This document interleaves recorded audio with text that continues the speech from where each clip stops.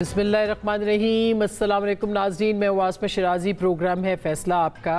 गुज़िश्ता दिनों में या इन गुज़िश्ता 6 महीनों के अंदर जब से ये पार्लियामेंट बनी है, इस पार्लियामेंट में सब कुछ हो रहा है, लेकिन जो अवामी मसाइल हैं, जो कौमी मसाइल हैं, उनकी निशानदही, उन पे बातचीत, उन पे बहस जो है वो शायद उस तरह से नहीं हो पा रही जिस तरह से होनी चाहिए। मसलन बलूचिस्तान का मसला आप देखिए कि सरदार अख्तर मैंगल साहब जिन्होंने कल इस्तीफ़ा दिया, वो ये कहते पाए गए और इसकी कोई तरदीद नहीं आई कि गुज़िश्ता कुछ हफ्तों से, कुछ महीनों से वो मुसलसल बलूचिस्तान के ऊपर बात करने की कोशिश करते रहे, लेकिन ना उनको इजाज़त मिली, ना उनको मौका दिया गया, और अगर दिया गया तो एक नेशनल ब्लैकआउट जो है वो भी नज़र आया।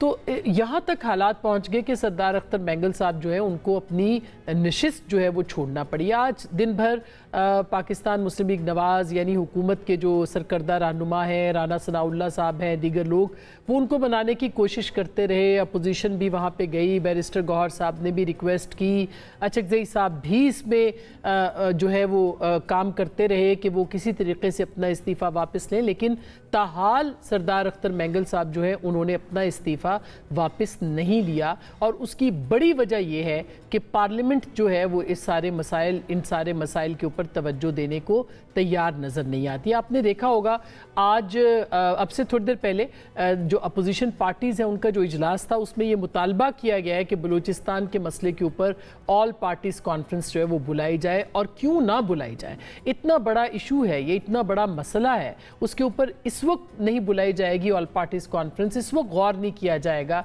इस वक्त पार्लियामेंट के अंदर डिबेट नहीं की जाएगी जो कि बराह रास्त दिखाई जाए, तो फिर कब की जाएगी।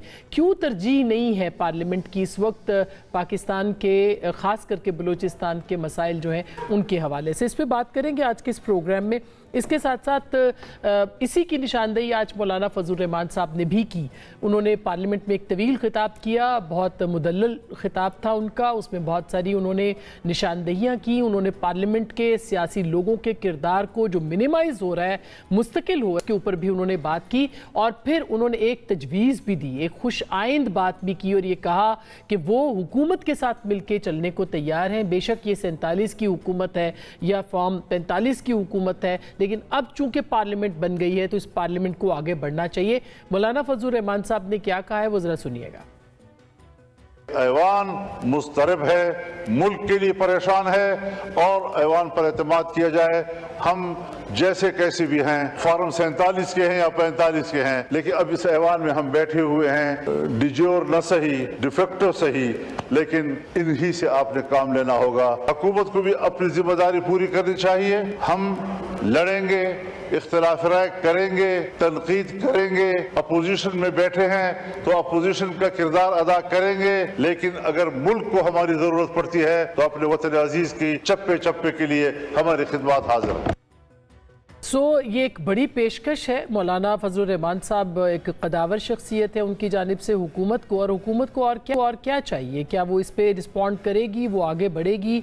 ये भी कहा जा रहा है कि प्रेसिडेंट ज़रदारी साहब के साथ उनकी मुलाकात और प्राइम मिनिस्टर शहबाज शरीफ साहब के साथ मुलाकात के बाद मौलाना का ये बयान जो है ये काफ़ी ज़्यादा हौसला अफजा है। और एक जो तहरीक की बात हो रही थी पाकिस्तान तहरीक इंसाफ के साथ मिल के, उसकी तरफ शायद अब JUIF जो है वो इतनी ज़्यादा दिलचस्पी नहीं रखती। क्या ये बात दुरुस्त है? इसके ऊपर भी बात करेंगे। अली अमीन गंडापुर साहब जो हैं उनके हवाले से भी आज इस्लामाबाद हाई कोर्ट ने एक जारी किया है हुक्म, उनके नाकाबिले ज़मानत वारंट जारी किए हैं और उनको गिरफ्तार करके पेश करने का हुक्म दिया है। ये याद रहे कि 8 सितंबर को पाकिस्तान तहरीक इंसाफ का जलसा इस्लामाबाद में होना है। अब तक की इजाज़त है, ये इजाज़त होगी नहीं होगी, अली अमीन गंडापुर साहब जो हैं वो गिरफ्तार होंगे या नहीं होंगे, इसके ऊपर भी बात करेंगे। और क्या तहरीक इंसाफ का जो 8 सितंबर का जलसा है इस्लामाबाद में वो हो पाएगा, इसके ऊपर बात करेंगे।